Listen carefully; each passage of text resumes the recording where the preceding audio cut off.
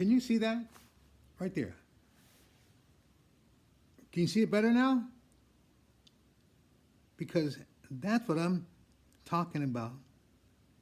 That I had to experience growing up in the south end of Boston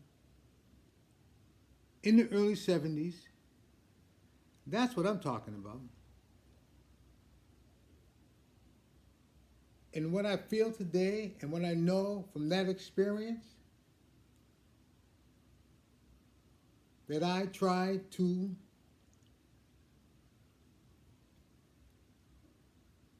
figure out a way that I could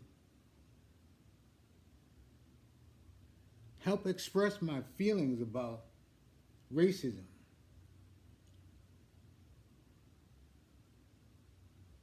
And a lot of times, as a young guy outside of the project, the Cathedral Project in the South End,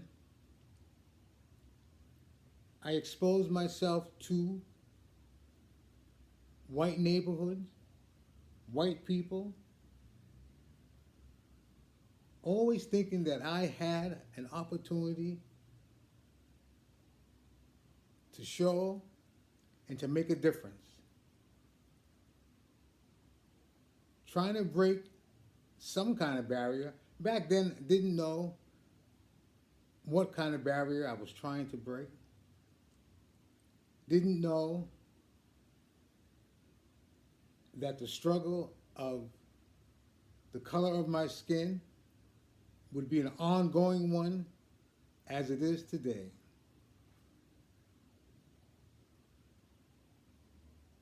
There is not many words to use when you see that.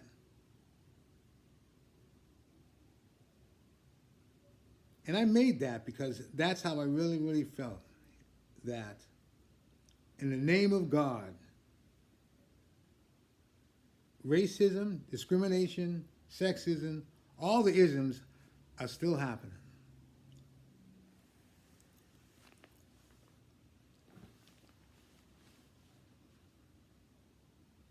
And I can look at the fact that things are really, on the scale of my vision, for people of color, things have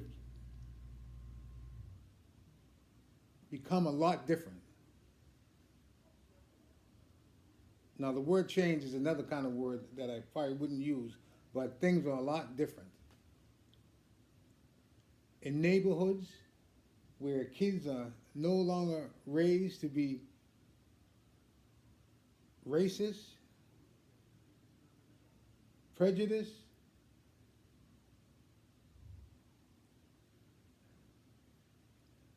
it's amazing the young kids today, you see them, and they do not see the color barrier that exists. And some would say it still exists. They can point it out to you every day. Racism is still happening. Racism is strong. Sometimes it's the subtle racism. Sometimes it's like, for me, my experience a couple summers ago was a woman used the words, "You are dismissed."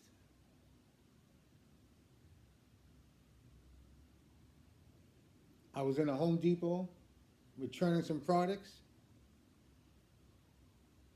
asked to wait. I waited.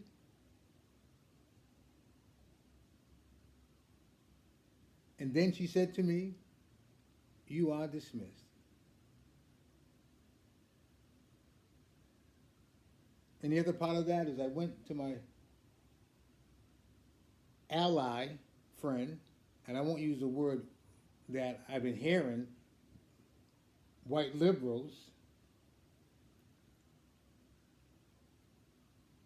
I find that assaulting.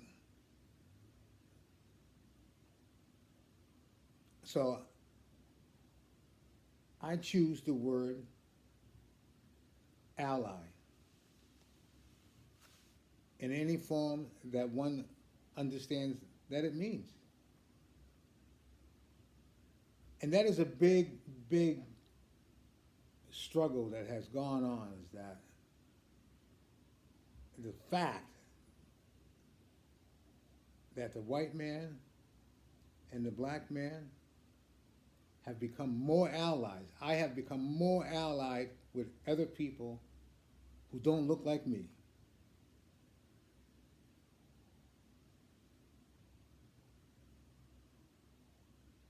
And things have gotten really, really at a place where you could see the change, you could feel the change.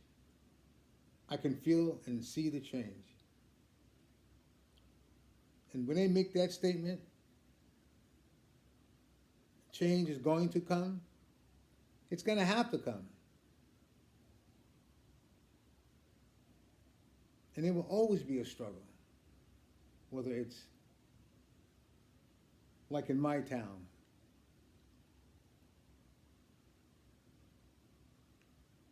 a heroin struggle. Not a color struggle, not at all. A heroin struggle.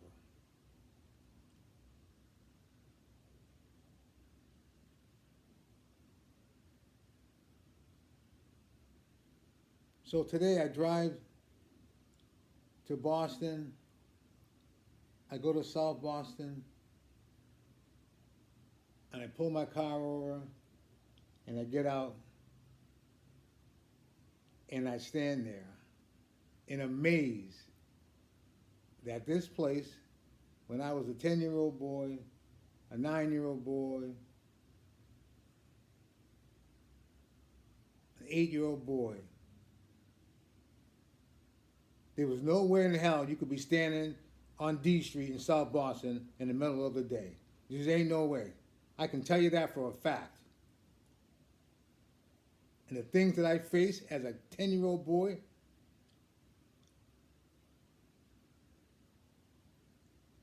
by other boys that we moved in a gang of boys because you had to, because you couldn't go outside the project without a gang of boys, because you would probably run into a gang of white boys from South Boston, Dorchester, the North End, Somerville, Charlestown.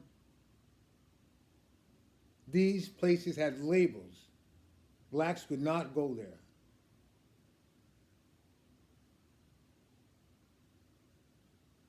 And I know that for a fact, because I lived that. I survived that many times. I fought with the white boys from South Boston, Charlestown, Somerville, when we would meet downtown Boston, coming out of a movie theater, or maybe in a movie theater. Fight would break out.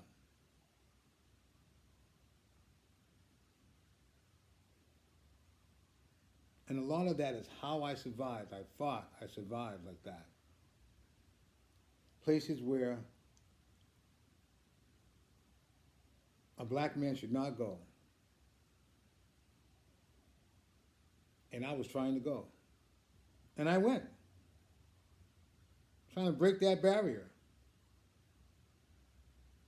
Use my mind, my body, the color of my skin to break a barrier as a human being.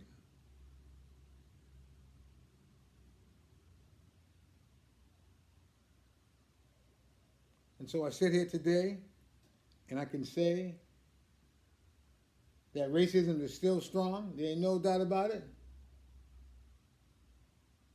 But there's more allies than there used to be.